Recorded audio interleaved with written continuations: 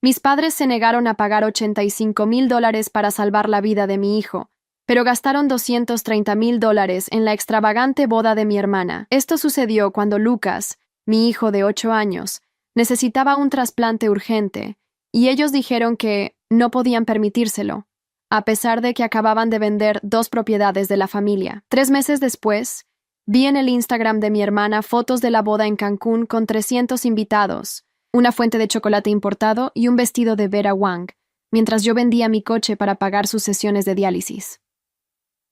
Durante el brindis, mi padre anunció orgulloso que les había regalado a los novios un penthouse de $500,000. Así que levanté mi copa de champán y anuncié a todos los presentes que Lucas había conseguido el trasplante gracias a una recaudación de fondos en línea, donde extraños donaron lo que mi propia familia le negó. El silencio que siguió a mis palabras fue tan denso que se podía cortar con cuchillo. Las copas de champán se quedaron suspendidas a medio camino hacia los labios. Los murmullos de felicitación se ahogaron en gargantas secas, y 300 pares de ojos se clavaron primero en mí, luego en mis padres, que se habían puesto pálidos como la nieve. Mi hermana Natalia soltó su bouquet de orquídeas blancas, que cayó al suelo de mármol con un ruido sordo que resonó por todo el salón de recepciones. Mi madre, Teresa, se llevó la mano al pecho como si le faltara el aire, mientras mi padre, Roberto, apretaba la mandíbula con esa expresión que conocía tan bien desde la infancia, cuando sabía que había hecho algo imperdonable, pero su orgullo le impedía admitirlo. Soy Valentina Moreno. Tengo 32 años, y durante los últimos 2 he librado la batalla más dura de mi vida por salvar a mi hijo Lucas. Una batalla que creí que pelearía junto a mi familia, no contra ella. Hasta hace 6 meses, era la hija ejemplar, enfermera registrada, madre soltera trabajadora, la que siempre ayudaba en las crisis familiares sin pedir nada a cambio. Pero cuando el destino puso a prueba el verdadero amor de mi familia hacia Lucas y hacia mí, descubrí que sus prioridades estaban en otro lugar completamente. Lo que no sabían esa noche, mientras me miraban con horror y vergüenza, era que yo tenía mucho más que decir, y que cada palabra que había pronunciado era solo el comienzo de la justicia que tanto Lucas como yo merecíamos. Todo comenzó hace 2 años, cuando Lucas empezó a quejarse de dolores en el estómago y fatiga extrema.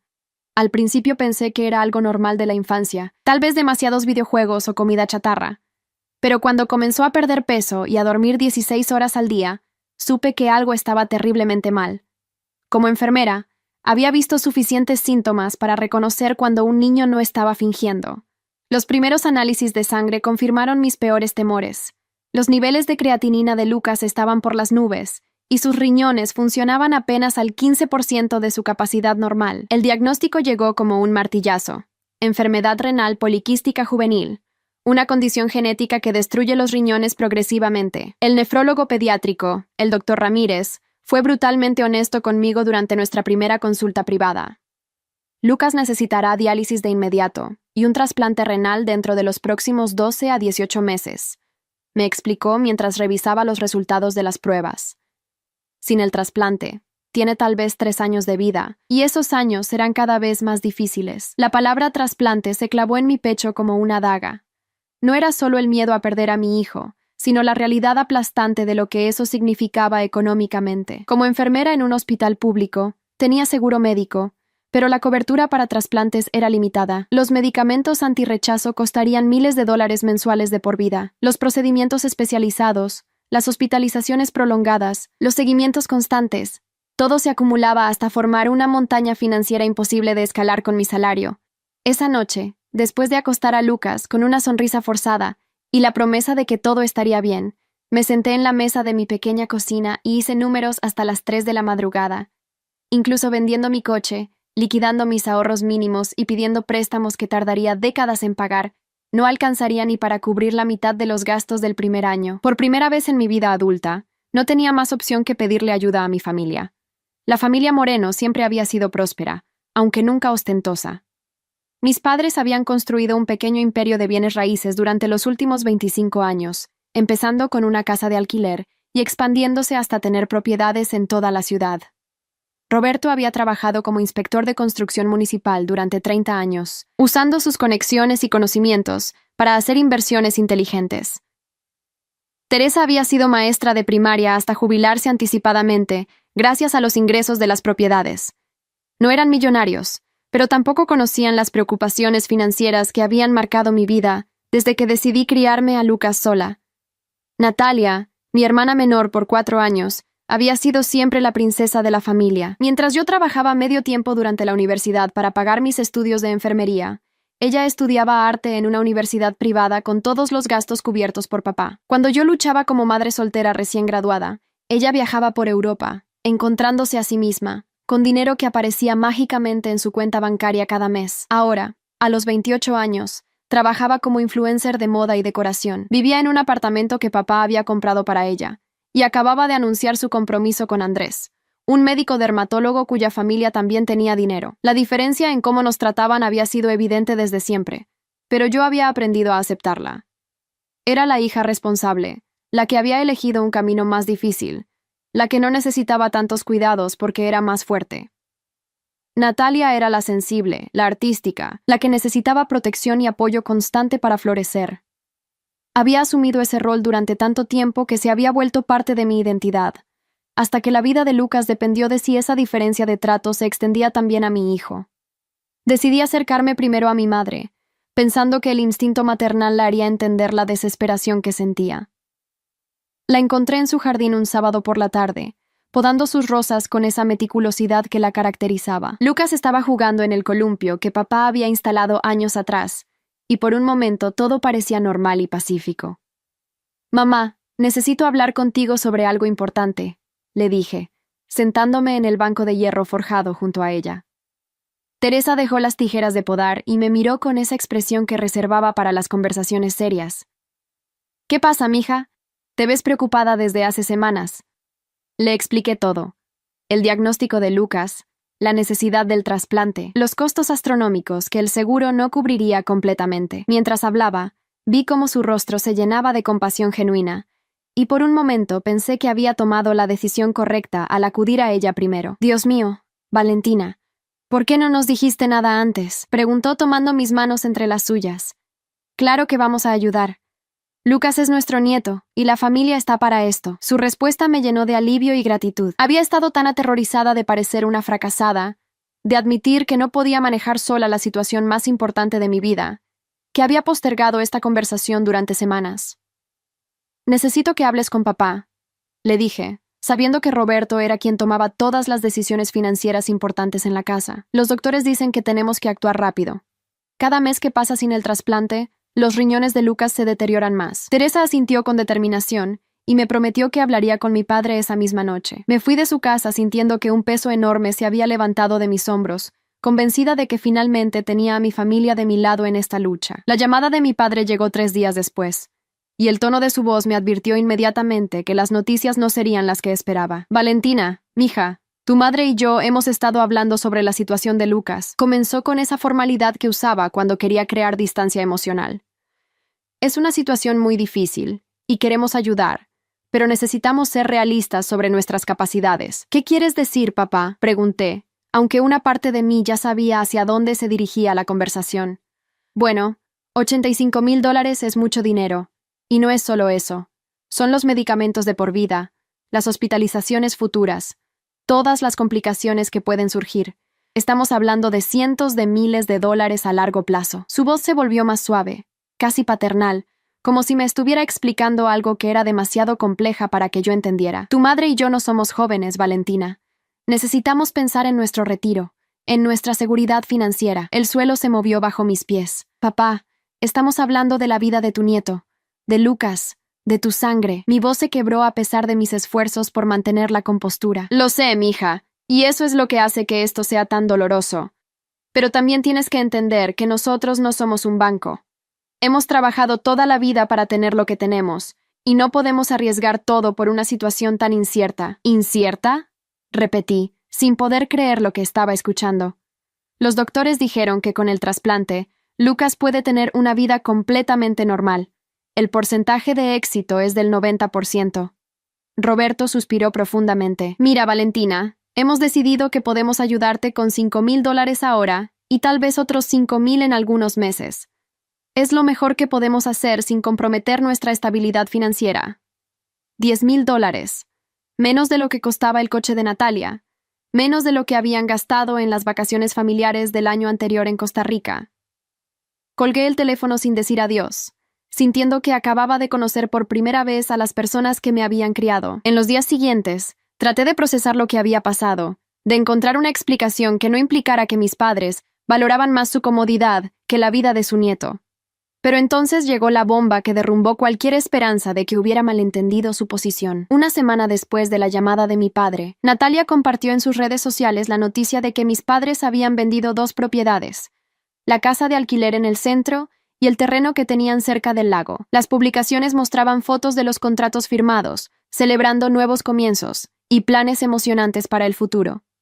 El valor total de ambas propiedades, $450,000. Esa misma tarde, Natalia publicó un video de agradecimiento especial a los papás más generosos del mundo, donde mostraba muestras de telas para su vestido de novia, cotizaciones de salones de eventos en Cancún y menús de catering que costaban más por persona de lo que yo ganaba en una semana. El video terminaba con ella abrazando a mis padres mientras anunciaba que ellos habían decidido regalarle la boda de sus sueños, como regalo de matrimonio anticipado. En ese momento entendí que no había sido una decisión financiera, había sido una decisión de prioridades. Mis padres habían elegido conscientemente gastar una fortuna en una fiesta de un día para Natalia, mientras rechazaban salvar la vida de Lucas. No era que no pudieran permitírselo, era que no querían permitírselo. Para ellos, la felicidad superficial de su hija favorita valía más que la supervivencia de su nieto. Esa noche, mientras Lucas dormía conectado a la máquina de diálisis portátil en su habitación, tomé la decisión que cambiaría nuestras vidas para siempre. Si mi familia había elegido abandonarnos, entonces encontraría otra manera de salvar a mi hijo. Y cuando finalmente lo lograra, me aseguraría de que todos supieran exactamente qué tipo de personas eran mis padres y qué tipo de prioridades tenían realmente.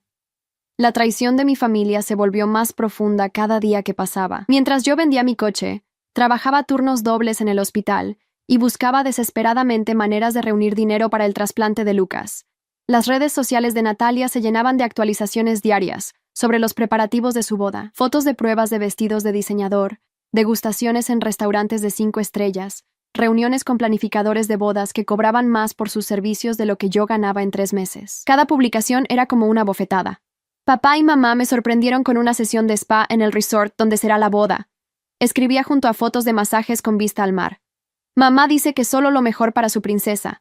Aparecía sobre imágenes de anillos de compromiso que costaban más que todo el tratamiento de diálisis de Lucas. Y mis padres comentaban en cada publicación con emojis de corazones y frases como «Te lo mereces, mi amor», y «Nada es demasiado para nuestra hija». Mientras tanto, yo había convertido mi vida en una máquina de generar dinero. Trabajaba turnos dobles en el hospital 6 días a la semana. Vendí todos mis ahorros, empeñé las pocas joyas que tenía, e incluso acepté un trabajo de medio tiempo limpiando oficinas los domingos. Lucas, con sus 8 años, entendía más de lo que cualquier niño debería entender. Me veía llegar exhausta cada noche, y nunca se quejaba cuando la cena era pasta simple otra vez, o cuando no podíamos comprar los juguetes que veía en las tiendas. «Mami, ¿estás triste porque estoy enfermo?», me preguntó una noche mientras lo ayudaba a conectarse a la máquina de diálisis. Sus ojos grandes y oscuros me miraban con una madurez que me partía el corazón. «No, mi amor», le mentí, acomodando las mantas alrededor de él. «Estoy trabajando duro para que te pongas mejor, y cuando lo hagas, vamos a celebrar muchísimo». Pero por dentro estaba muriendo. Cada día que pasaba sin el trasplante, veía cómo Lucas se volvía más pálido, más delgado, más cansado. Los doctores me aseguraban que estaba estable, pero yo conocía los signos. Su cuerpo estaba luchando, y el tiempo se nos estaba agotando. Las listas de espera para riñones de donantes eran largas, y Lucas necesitaba un donante vivo compatible. Yo había resultado compatible, pero necesitábamos el dinero para la cirugía antes de poder proceder. Fue mi colega de trabajo, Carmen, quien me sugirió la recaudación de fondos en línea. «Valentina, has ayudado a tantas familias en este hospital durante años», me dijo durante nuestro descanso en la cafetería. «La gente te conoce, te respeta, deja que te ayuden ahora». Al principio me resistí. La idea de exponer nuestra situación públicamente, de pedir dinero a extraños, me parecía humillante.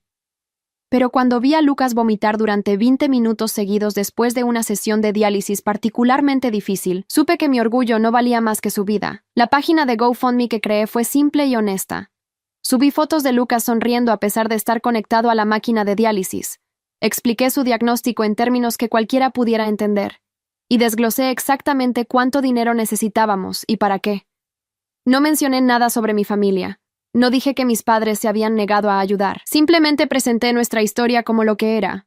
Una madre soltera luchando por salvar la vida de su hijo. La respuesta fue abrumadora desde el primer día. Compañeros de trabajo donaron.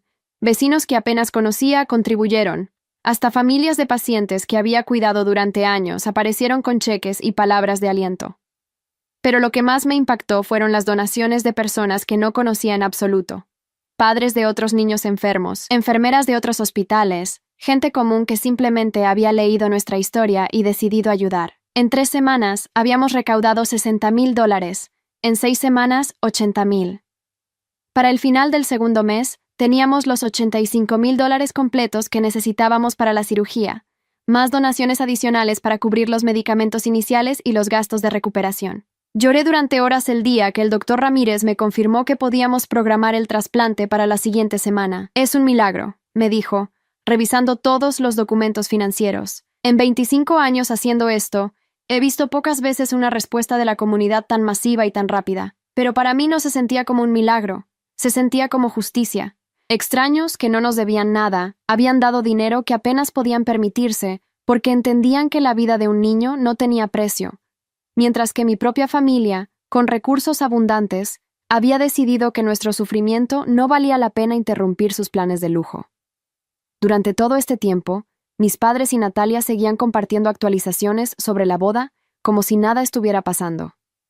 Ni una sola pregunta sobre cómo estaba Lucas, ni una llamada para saber si habíamos encontrado otra solución, ni siquiera un mensaje de texto preguntando cómo nos las estábamos arreglando. Era como si hubiéramos dejado de existir para ellos en el momento en que dejé de ser la hija sumisa que aceptaba sus decisiones sin cuestionar. La cirugía del trasplante fue programada para un martes de marzo. La noche anterior, Lucas y yo hablamos sobre lo que pasaría después de la operación. ¿Voy a poder jugar fútbol otra vez, mami?, me preguntó, agarrando mi mano con sus deditos fríos. Vas a poder hacer todo lo que quieras, mi amor, le prometí. Vas a correr y saltar y ser un niño normal otra vez. El día de la cirugía, el equipo médico me tranquilizó constantemente. Como donante compatible, mi riñón sano podría darle a Lucas décadas de vida normal. La operación duraría aproximadamente 6 horas para ambos, y si todo salía bien, estaríamos en recuperación para el final del día. Mientras me preparaban para la anestesia, lo último que vi fue la cara de Lucas sonriéndome desde la camilla de al lado, confiado en que su mamá lo iba a salvar. Desperté 8 horas después, con un dolor punzante en el costado y una enfermera sonriente que me dijo las palabras más hermosas que había escuchado en 2 años. Todo salió perfecto. Lucas está estable y su nuevo riñón está funcionando mejor de lo que esperábamos. Lloré de alivio hasta que me dolieron los ojos, sabiendo que habíamos ganado. Contra todas las probabilidades, contra el abandono de mi familia, contra la montaña de obstáculos financieros, habíamos ganado. Los primeros días de recuperación fueron duros pero llenos de esperanza. Lucas se recuperó mucho más rápido que yo, como suelen hacer los niños. Al tercer día ya estaba sentado en la cama, comiendo helado y pidiendo sus juguetes. Al quinto día, los doctores confirmaron que su riñón nuevo estaba funcionando perfectamente. Al séptimo día, ya estaba hablando sobre volver al colegio y retomar las clases de natación que había tenido que abandonar. Durante toda nuestra hospitalización, recibimos un flujo constante de visitas y regalos de la gente que había donado para la cirugía.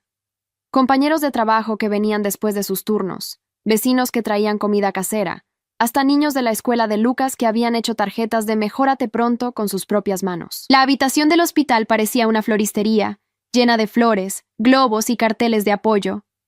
Lo que no recibimos fue una sola llamada, mensaje o visita de mi familia. Ni siquiera sabían que la cirugía había ocurrido. Habían estado tan absortos en los preparativos finales de la boda de Natalia que nuestra lucha por la vida había pasado completamente desapercibida para ellos. O tal vez sí sabían y simplemente no les importaba. Cualquiera que fuera el caso, su ausencia durante el momento más importante de nuestras vidas Quedó grabada en mi memoria como una traición que nunca podría perdonar. Cuando Lucas y yo finalmente llegamos a casa después de 10 días en el hospital, encontramos nuestro apartamento lleno de regalos de la comunidad que nos había apoyado. Comida para semanas, juguetes para Lucas, hasta una canasta con productos de spa para mí. Una nota de mis colegas del hospital decía: para la mamá más valiente que conocemos, gracias por enseñarnos lo que significa el amor incondicional. Esa noche, mientras Lucas dormía pacíficamente en su cama sin máquinas ni tubos por primera vez en meses, revisé las redes sociales por primera vez desde la cirugía. El feed de Natalia era un festival de fotos de la boda que tendría lugar en 2 semanas. El vestido ya estaba listo, el salón decorado, los invitados confirmados, y en cada foto, mis padres aparecían radiantes de felicidad, posando con champán y sonrisas, celebrando lo que claramente consideraban el evento más importante de sus vidas. La imagen que más me impactó fue una foto que mi madre había subido a su propio perfil. Ella, mi padre y Natalia, brindando en el jardín de mis padres. El pie de foto decía: brindando por nuestra hija hermosa y la boda perfecta que se merece. Una familia unida es la mayor bendición. Una familia unida, como si Lucas y yo no existiéramos, como si no fuéramos parte de esa familia que ellos consideraban tan bendecida. En ese momento, tomé la decisión que cambiaría todo. No iba a dejar que reescribieran la historia. No iba a permitir que siguieran fingiendo ser los padres y abuelos amorosos mientras habían abandonado a su nieto en su momento de mayor necesidad.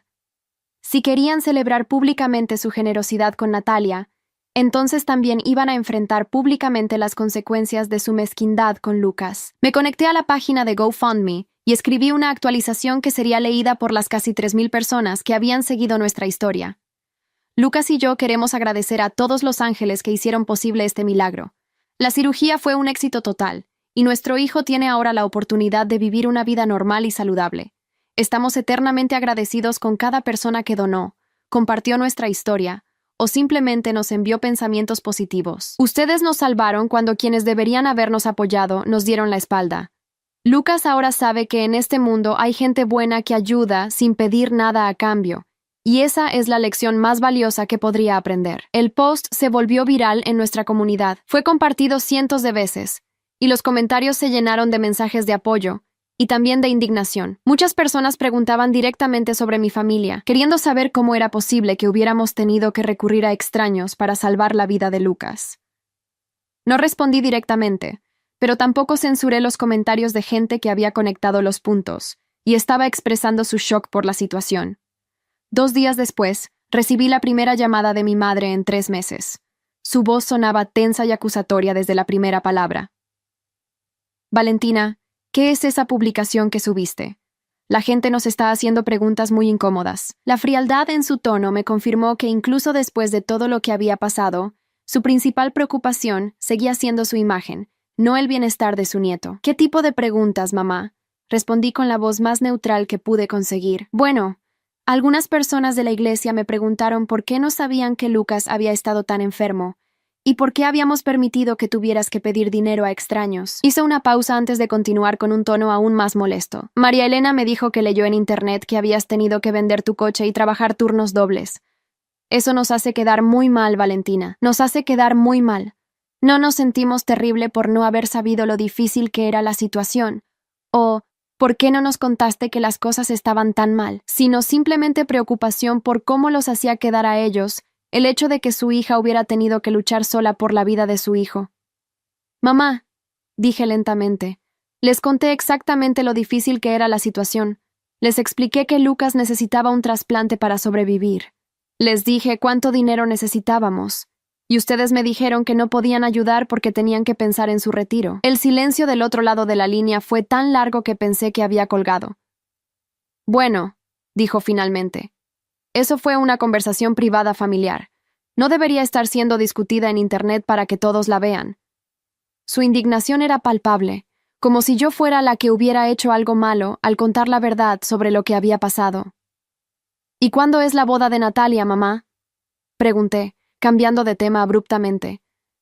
El próximo sábado, en Cancún, pero eso no tiene nada que ver con esto. ¿Cuánto están gastando en total? Otra pausa larga. Eso no es asunto tuyo, Valentina. Tienes razón. Acordé. No es asunto mío cómo gastan su dinero, así como tampoco era asunto suyo ayudar a salvar la vida de su nieto. Fueron muy claros al respecto. La conversación terminó con mi madre colgándome abruptamente, pero sabía que había plantado la semilla que necesitaba plantar. Ahora entendían que ya no era la hija sumisa que aceptaba su trato sin cuestionar.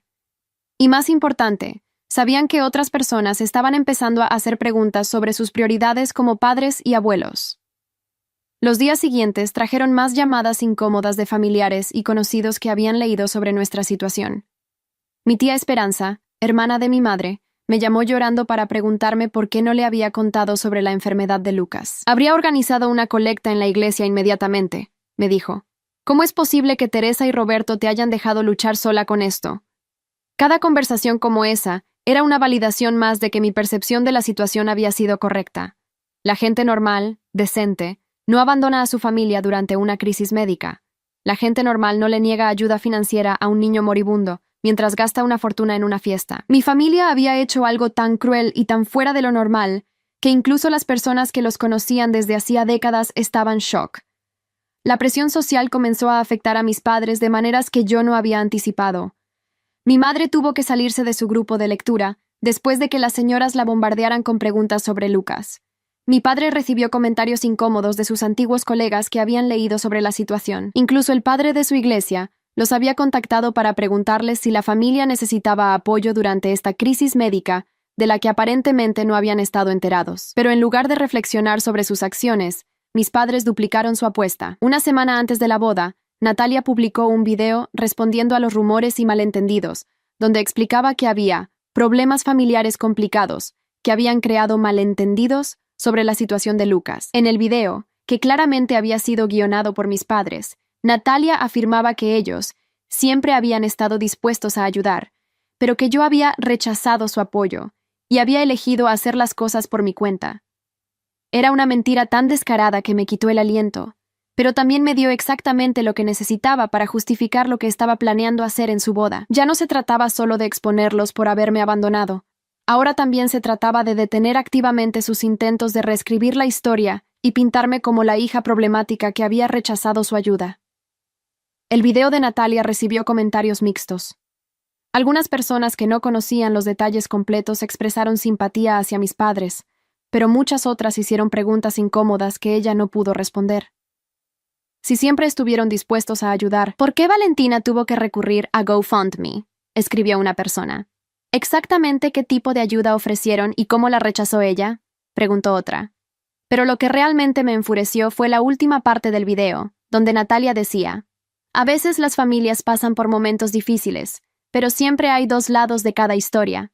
Espero que algún día mi hermana pueda dejar atrás el resentimiento y recordar que la familia es lo más importante. La arrogancia de sugerir que yo era la que necesitaba dejar atrás el resentimiento, después de que habían abandonado a Lucas en su momento más desesperado, era tan insultante que tuve que alejarme del teléfono antes de escribir algo de lo que me arrepentiría. Esa noche, mientras Lucas dormía tranquilamente con su riñón nuevo funcionando perfectamente, finalmente tomé la decisión que había estado posponiendo durante semanas. Iba a ir a la boda de Natalia, no como la hermana agradecida que celebraba en silencio, mientras tragaba su humillación, sino como la madre que iba a defender públicamente la verdad sobre lo que había pasado. Si querían hacer de su boda un espectáculo público de su generosidad, entonces también iba a ser el escenario público donde enfrentaran las consecuencias de su crueldad. La invitación a la boda había llegado 3 meses antes, durante los días más oscuros de la enfermedad de Lucas, cuando aún tenía la ingenua esperanza de que mis padres reconsiderarían su posición. Era una invitación elegante con bordes dorados y letra cursiva, anunciando la celebración del amor entre Natalia Moreno y Andrés Vega, en un resort de 5 estrellas en Cancún.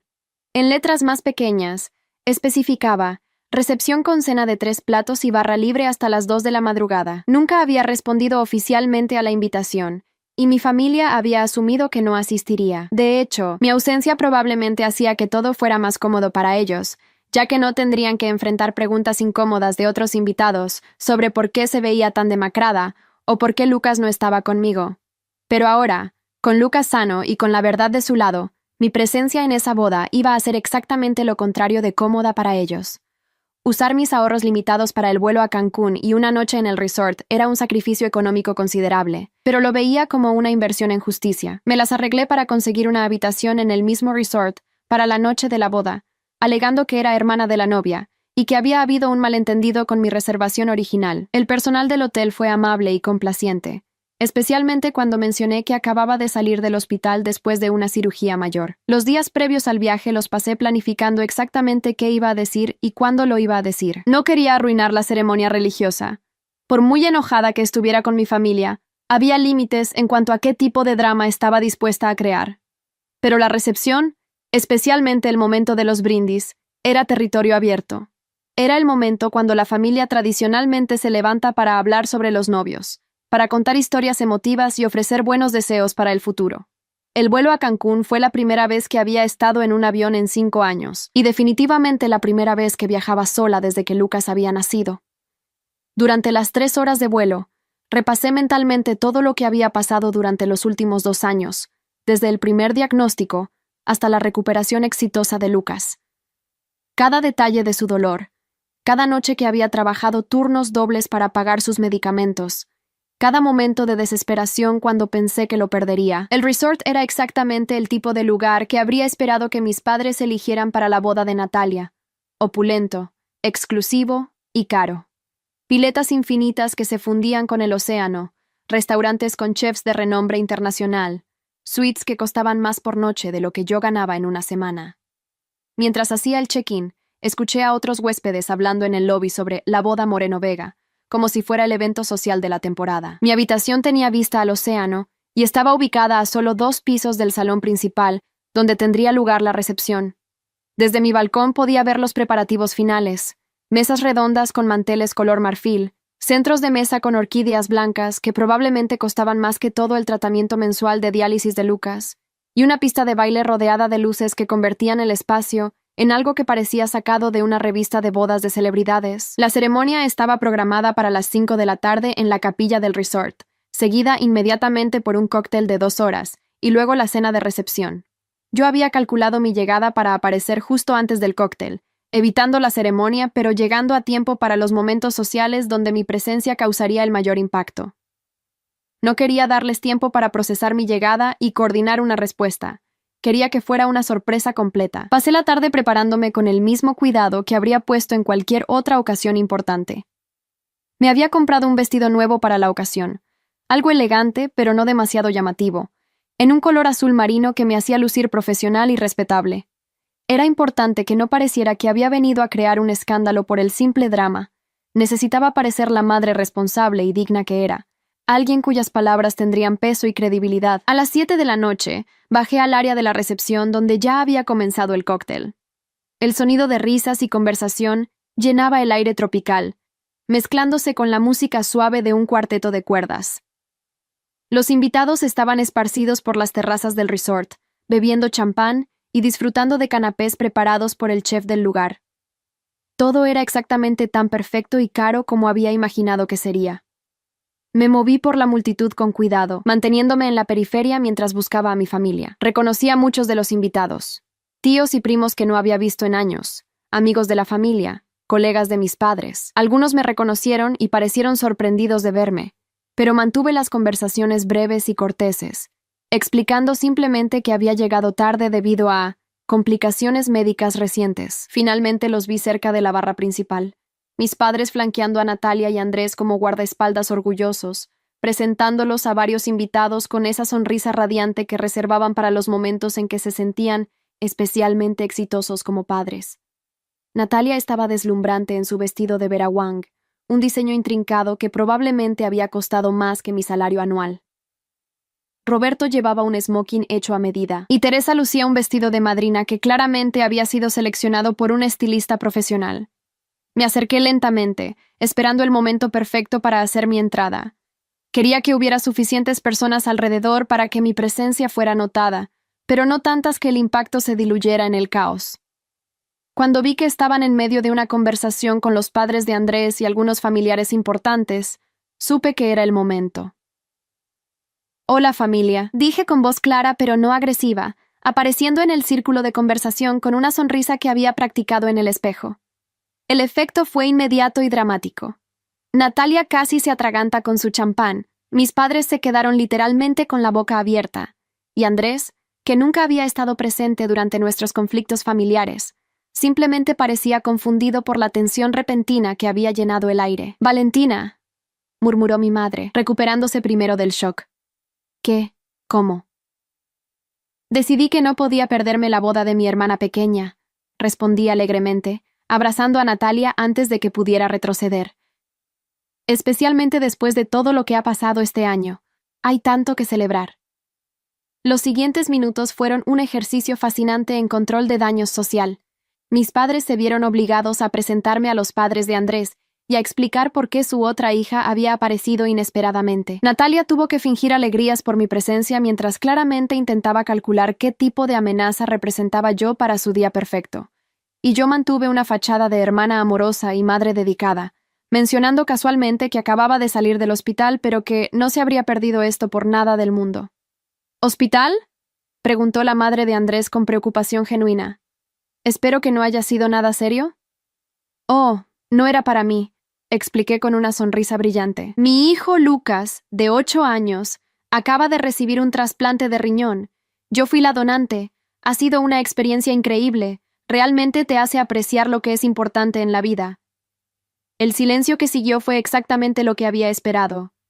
La madre de Andrés se veía horrificada de que una crisis médica tan seria hubiera estado ocurriendo mientras ellos planificaban esta celebración extravagante. Los otros familiares presentes comenzaron a hacer las preguntas inevitables sobre por qué no sabían nada sobre la enfermedad de Lucas, cuánto tiempo había estado enfermo, si estaba bien ahora.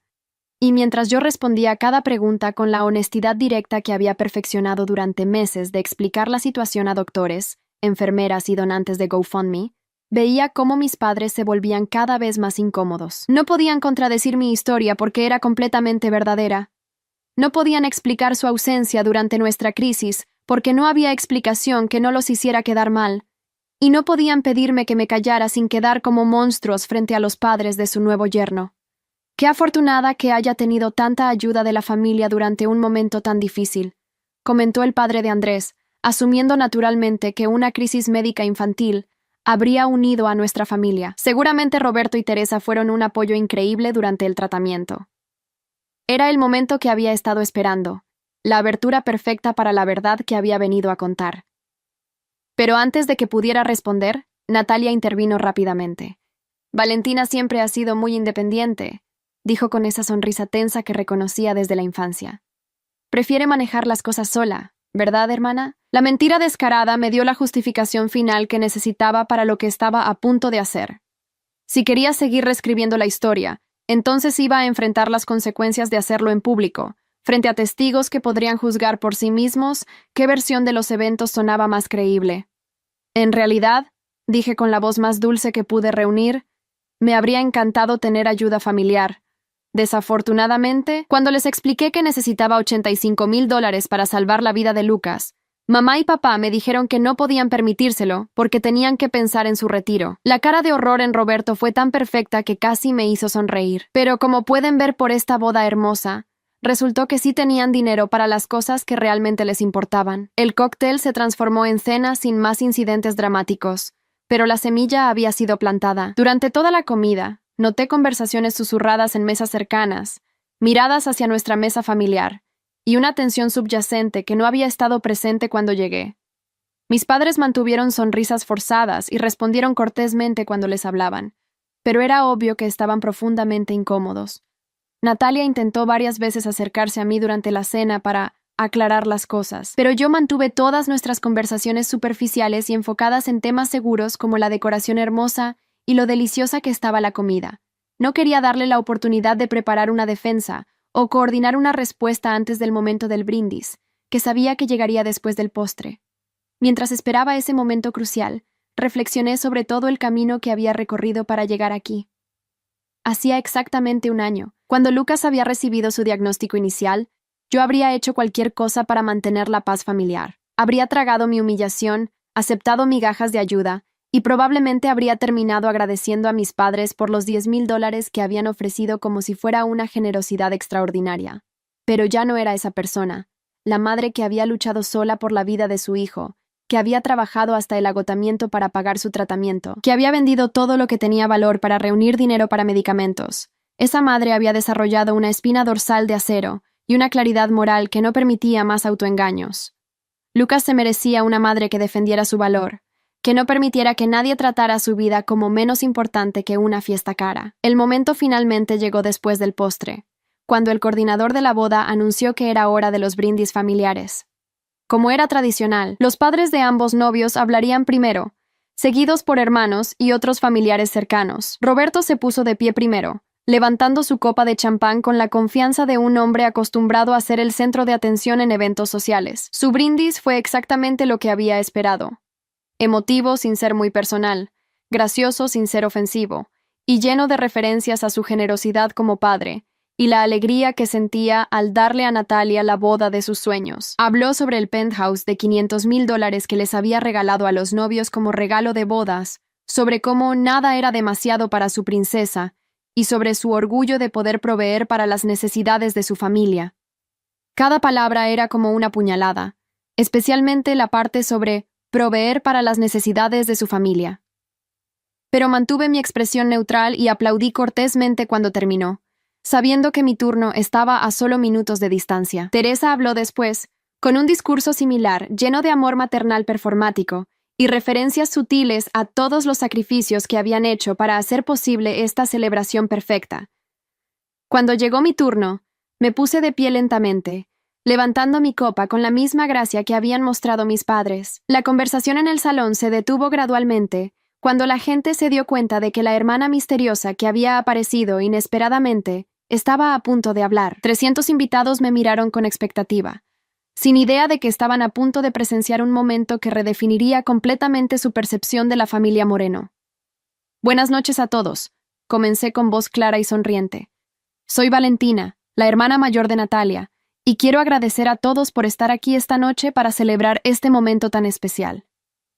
Hice una pausa, dejando que la anticipación se construyera mientras tomaba un sorbo de champán. Ha sido un año muy emocional para nuestra familia, lleno de desafíos que realmente pusieron a prueba nuestros valores y prioridades. Podía sentir la tensión aumentando en la mesa de mis padres, pero era demasiado tarde para detenerme ahora. Muchos de ustedes probablemente no saben que mi hijo Lucas, de 8 años, ha estado luchando contra una enfermedad renal que amenazaba su vida. Necesitaba un trasplante urgente que costaba $85,000, dinero que yo no tenía como madre soltera y enfermera.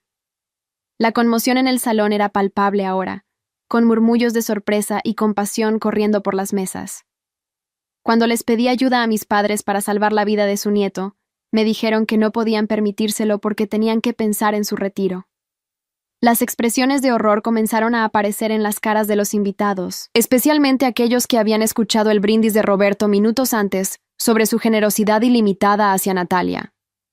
Afortunadamente, continué, descubrí que hay personas increíbles en este mundo que entienden que la vida de un niño no tiene precio.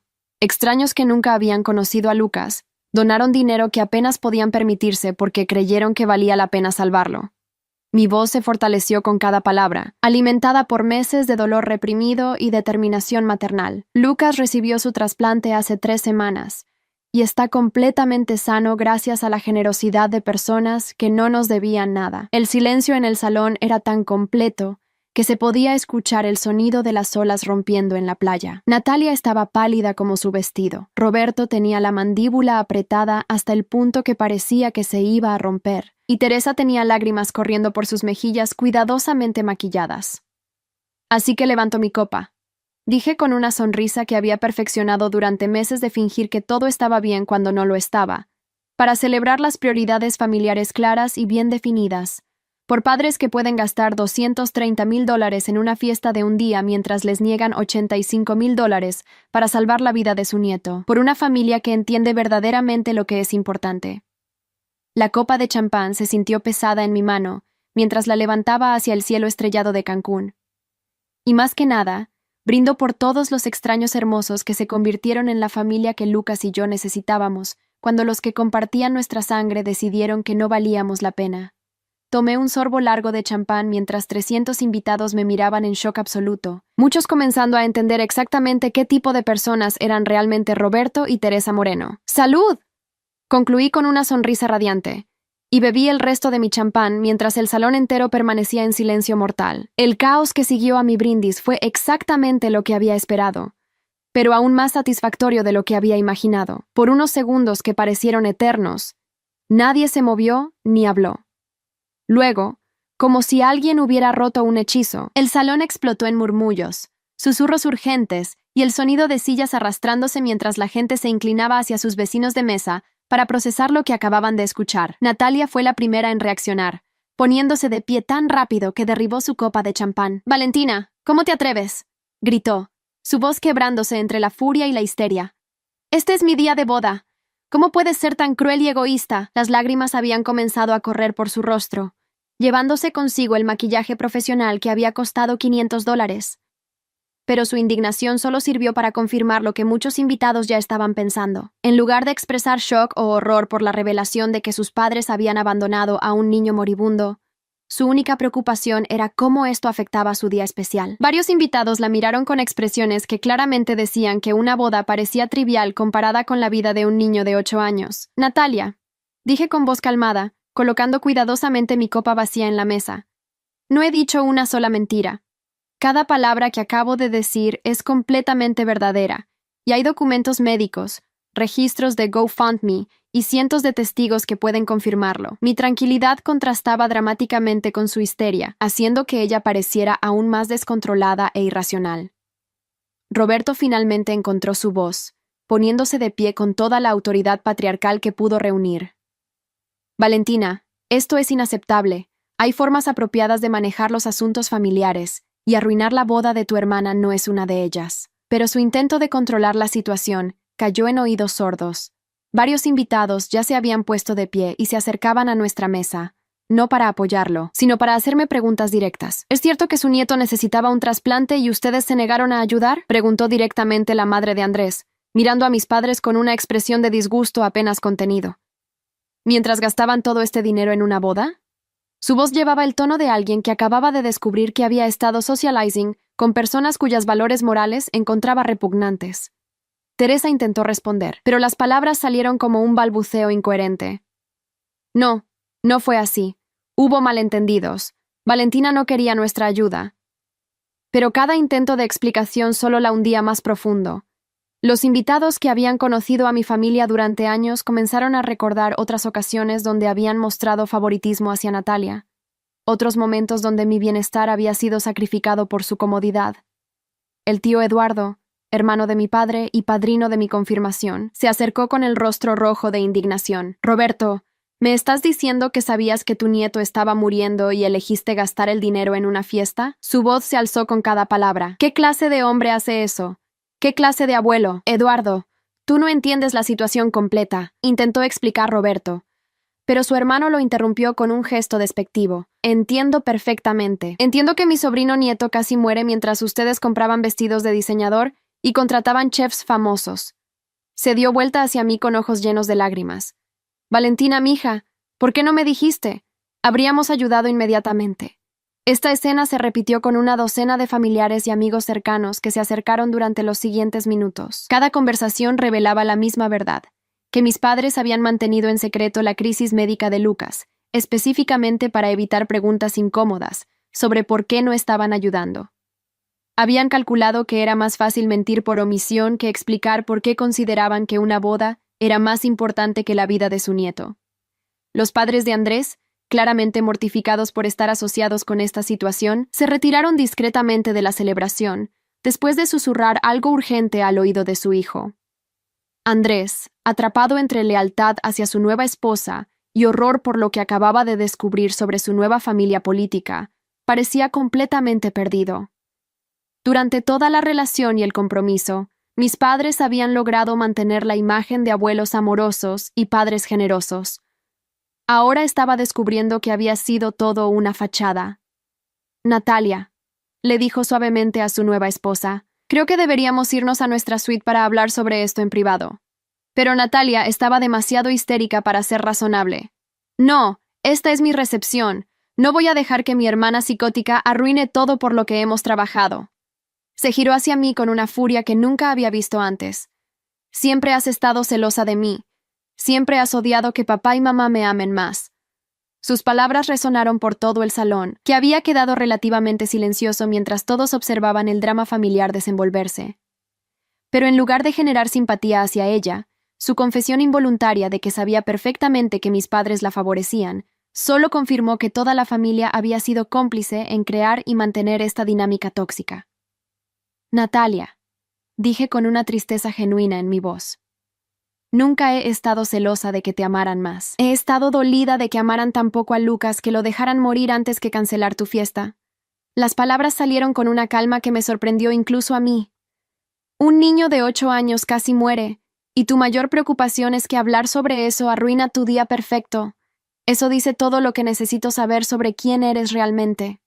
El salón había comenzado a vaciarse mientras los invitados se retiraban, algunos abiertamente disgustados, y otros simplemente incómodos por presenciar una implosión familiar tan pública. Los miembros del staff del resort se movían nerviosamente por los bordes del espacio, claramente sin saber cómo manejar una situación que había escalado tan lejos más allá de sus protocolos normales para bodas difíciles. Roberto hizo un último intento desesperado de controlar la narrativa. Valentina, si necesitas dinero, podemos hablar sobre eso mañana, pero esto no es ni el lugar ni el momento. Pero su oferta tardía solo sirvió para subrayar que siempre había tenido el dinero y había elegido no darlo cuando realmente importaba. No necesito su dinero ahora, papá. Respondí con una sonrisa que sabía que lo lastimaría más que cualquier grito. Lucas está sano, gracias a personas que nunca lo habían conocido, pero que valoraron su vida más que ustedes. Y esas mismas personas ahora saben exactamente qué tipo de abuelos son ustedes, qué tipo de padres, qué tipo de personas. Me dirigí hacia la salida del salón, deteniéndome solo para dirigirme una última vez a los invitados que quedaban. Gracias a todos por escuchar la verdad esta noche. Para aquellos que preguntaron sobre Lucas, está completamente sano y prosperando, rodeado de gente que realmente lo ama. Miré directamente a mis padres. Y para aquellos que se preguntan si los perdonaré algún día, la respuesta es no. Algunas traiciones son demasiado profundas para perdonar, especialmente cuando involucran la vida de un niño inocente. Salí del salón con la cabeza en alto, dejando atrás una boda arruinada, una familia destrozada y una sala llena de testigos que nunca verían a Roberto y Teresa Moreno de la misma manera otra vez. Mientras caminaba por los pasillos elegantes del resort hacia mi habitación, podía escuchar los ecos de voces alzadas y conversaciones urgentes que continuaban en el salón que acababa de abandonar. En mi habitación, me senté en el balcón mirando el océano Caribe y saqué mi teléfono para llamar a Lucas. Era tarde en México, pero sabía que él estaría despierto en casa con la niñera, probablemente jugando videojuegos o viendo televisión antes de ir a dormir. Cuando respondió con su voz alegre y saludable, sentí que todas las decisiones que había tomado durante el día habían valido la pena. «Mami, ¿cómo estuvo la boda?», preguntó con la curiosidad inocente de un niño de 8 años. «Fue muy reveladora, mi amor», le dije, sonriendo por primera vez en horas. «¿Cómo te sientes? ¿Tomaste tus medicamentos?» «Sí, mami. María me ayudó». «¿Cuándo regresas a casa?» «Mañana temprano en la mañana. Y cuando llegue, vamos a celebrar que tenemos la familia perfecta, tú y yo». Esa noche dormí mejor de lo que había dormido en meses, sabiendo que finalmente había defendido a Lucas de la manera que se merecía desde el principio. Había expuesto la verdad sobre mis padres no por venganza, sino por justicia. Y aunque sabía que las consecuencias de lo que había hecho resonarían durante años, también sabía que Lucas crecería sabiendo que su madre nunca había permitido que nadie tratara su vida como menos valiosa que una fiesta cara. La guerra había terminado, y por primera vez, habíamos ganado. 6 meses después de la boda en Cancún, estaba sentada en el jardín de nuestra nueva casa, viendo a Lucas correr por el patio trasero con la energía ilimitada de un niño completamente sano. Su riñón trasplantado funcionaba perfectamente, sus niveles de sangre eran normales, y los doctores habían confirmado que no había signos de rechazo o complicaciones. Era exactamente el milagro que habíamos esperado durante 2 años de terror y incertidumbre. La casa no era grande ni lujosa, pero era nuestra. La había comprado con el dinero que quedó de la recaudación de GoFundMe, después de pagar todos los gastos médicos de Lucas. Los donantes habían sido tan generosos que no solo cubrieron la cirugía, sino también los medicamentos del primer año y los seguimientos médicos.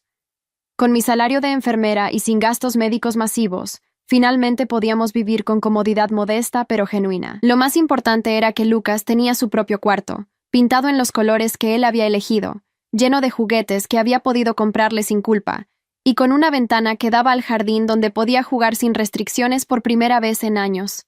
Ver su alegría pura al correr, saltar y simplemente ser un niño normal era mejor que cualquier venganza que hubiera podido imaginar contra mi familia. Las consecuencias de esa noche en Cancún habían sido inmediatas y devastadoras para mis padres. El video de mi brindis, grabado por al menos una docena de invitados en sus teléfonos, se había vuelto viral en nuestra comunidad en cuestión de días. La historia de abuelos que abandonaron a su nieto moribundo para gastar una fortuna en una boda extravagante había capturado la atención y la indignación de miles de personas. Mis padres se vieron obligados a dejar su iglesia después de que el pastor los confrontara sobre sus valores familiares y les sugiriera que buscaran guía espiritual seria antes de regresar. Su círculo social se desintegró cuando amigos de décadas se negaron a asociarse con personas capaces de tal crueldad hacia un niño. Incluso los miembros de su propia familia extendida los habían cortado, avergonzados de estar relacionados con personas que habían hecho algo tan universalmente condenado. Roberto había perdido varios contratos de consultoría cuando sus antiguos colegas se enteraron de la historia. Su reputación en la industria de la construcción, construida durante décadas, se evaporó en semanas.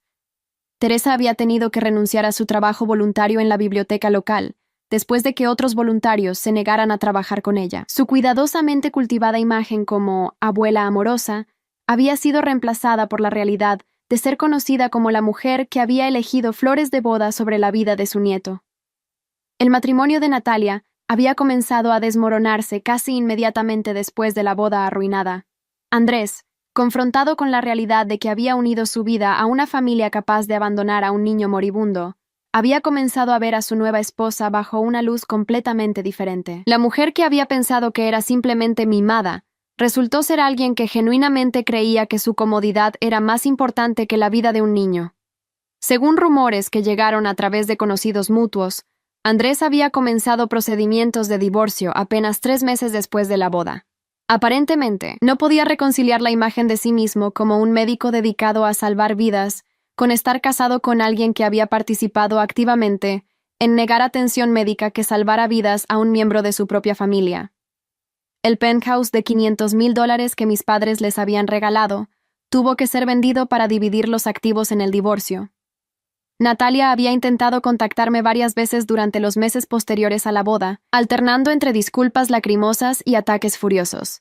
Sus mensajes de voz revelaban a alguien que finalmente estaba enfrentando las consecuencias reales de sus decisiones y no sabía cómo manejar un mundo donde no era la princesa protegida que había sido durante 28 años. Había bloqueado su número después del 5º mensaje histérico donde me culpaba por destruir su vida, por contar mentiras. Mis padres habían hecho algunos intentos patéticos de reconciliación, pero todos habían seguido el mismo patrón. Reconocimiento mínimo de haber hecho algo mal, seguido inmediatamente por excusas sobre malentendidos y circunstancias complicadas, y terminando con demandas de que dejara el pasado atrás, por el bien de la familia. Nunca hubo una disculpa real, nunca hubo aceptación de responsabilidad completa, y nunca hubo reconocimiento del trauma que habían causado a Lucas y a mí. Su último intento había llegado la semana anterior. Una carta formal de Roberto pidiendo una reunión para resolver nuestras diferencias como adultos civilizados. La carta estaba llena de lenguaje corporativo sobre restaurar las relaciones familiares y encontrar un camino hacia adelante mutuamente beneficioso. No había ni una sola mención de Lucas por su nombre, ni reconocimiento de que habían estado dispuestos a dejarlo morir, ni admisión de que habían hecho algo fundamentalmente malo. Había tirado la carta a la basura sin responder. La verdad era que ya no necesitaba su reconocimiento o sus disculpas.